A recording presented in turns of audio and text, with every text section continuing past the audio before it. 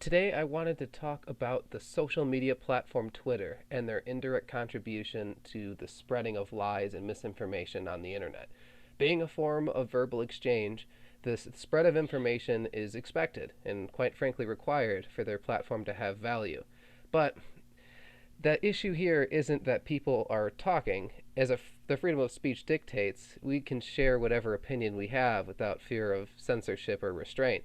The issue here is these voices that share misleading information are too easily reaching the ears of others.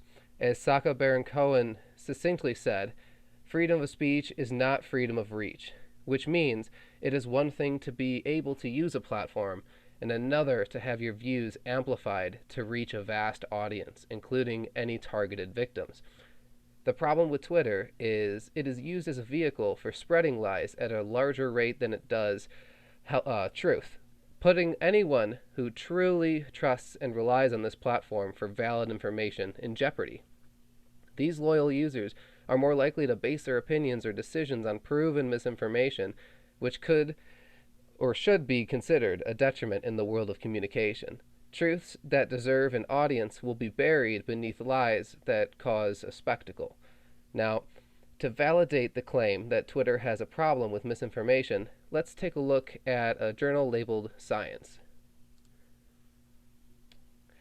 3 MIT scholars conducted a study that analyzed verified true and false stories that were distributed on Twitter from 2006 to 2017. 126,000 stories tweeted by 3 million people over 4.5 million times.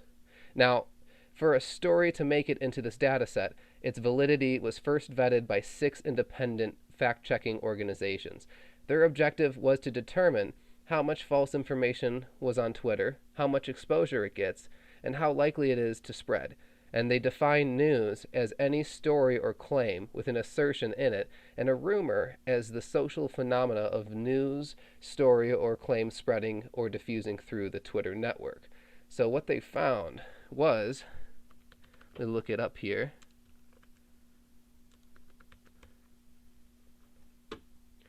What they did find is that false news reached more than the truth.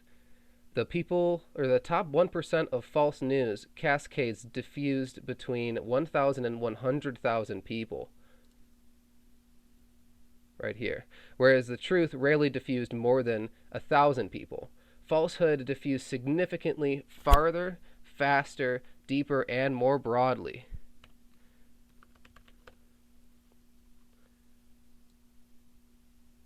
Now, this ended up being true more pronounced for false political news than for false news about terrorism, natural disasters, science, urban legends, or financial information, which is an important distinction.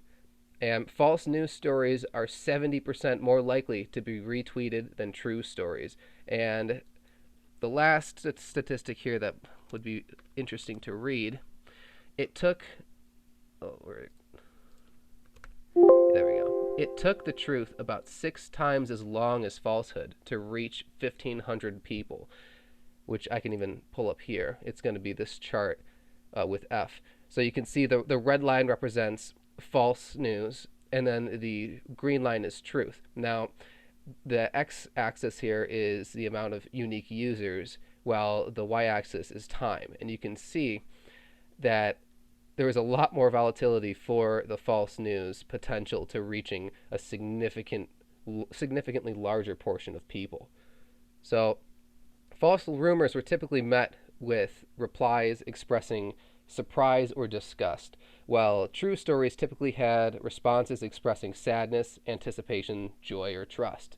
So this led them to the conclusion that false news is more novel, and that novel information is more likely to be retweeted, which means we as humans tend to favor juicy gossip that shocks us more than the other variety of emotions. So, from these statistics, coming from a quantified data set, it paints quite the dreary outlook regarding how dangerously fast a lie can move in comparison to truth. As mentioned before, though, I don't think this is entirely the fault of Twitter, as it ultimately it's ultimately us as a people that simply prefer experiencing the rush of finding out a big secret or revelation over other emotions. Now, with that said, we can still analyze the rules of their platform and discuss what exactly led to them having a larger problem than some other social sites. The whole concept behind Twitter is to sum up a talking point succinctly with as few characters as possible. It wasn't until the fall of 2017 that Twitter expanded the post length from 140 characters to 280, which is now what the maximum count rests at today. This small character count is the only space you have to deliver a piece of news or a rumor. So important contextual information is bound to be lopped off, which could be one of the main driving factors as to why Twitter has this issue of this magnitude to begin with. Now, lastly, I wanted to talk about the existence of bots and if they have as much influence on the internet as it's claimed to be. Now, for some people feel that programs meant to garner likes, retweet bad information, and further agendas, otherwise known as bots, is the root to the problem of spreading misinformation. One particularly known example of this mentality comes from the 2016 US elections, where the phrase Russian bots was thrown around quite often.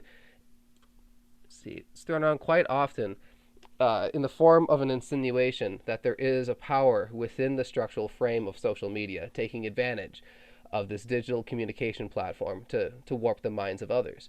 Now, one thing I found particularly interesting about this study was how one of their conclusions was that bots are actually a moot point when determining who is spreading these lies. To corroborate this claim, the study was also able to quantify the role bots play in spreading information, be it true or false. And the MIT conductors of this experiment talk in this little short clip here.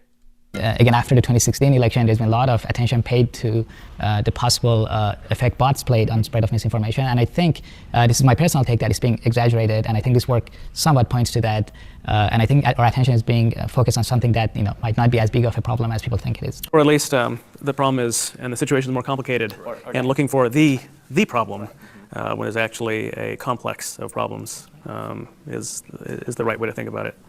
So what this all means is that Twitter has developed an environment where it's become too easy to spread a lie. Now, the results of their study did determine that it was actually humans that are the culprits of the problematic spread of incorrect information. And this is a much more complex problem than being able to say bots are at the helm.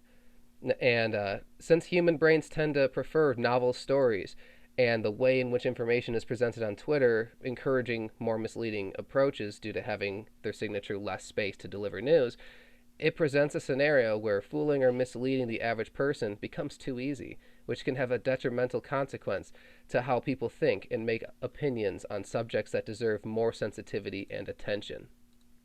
Well, that's it for today. Thank you so much for listening, and stay safe out there. And in the remaining seconds here, if you'd like to hear my personal experiences with misinformation on Twitter, feel free to stick around. Because I wanted to talk real quick about one of my personal friends and how misinformation has impacted their life. Back in April of 2018, the United States, France, and the UK carried out a missile strike against Syria's facilities. You might remember this in the news. It was said that that facility was being used for chemical weapon production, and Twitter was lit aflame with hashtags referencing the beginning of World War III. A lot of memes, a lot of jokes, but a lot of serious emotional weight came with it. One of my friends who uses Twitter extensively, and it's his main source of information, he called me up to emotionally inform me that the U.S. has declared war against Syria, and World War III may begin shortly.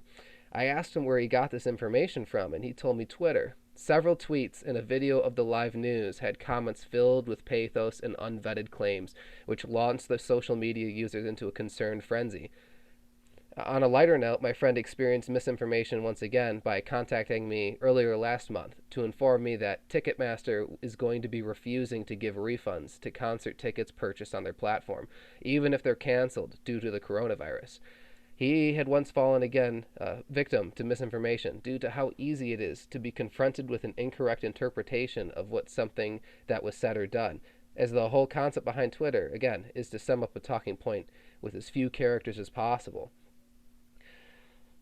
I just felt like that had some relevance pertain to this topic, I can't be the only one that has a friend that consumes Twitter to that extent.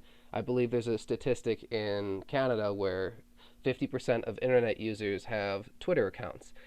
It's something that needs to be focused on and something that we should be concerned about as we move forward into this digital age. So, again, thanks for sticking around if you did, and make sure you stay safe. Thanks again.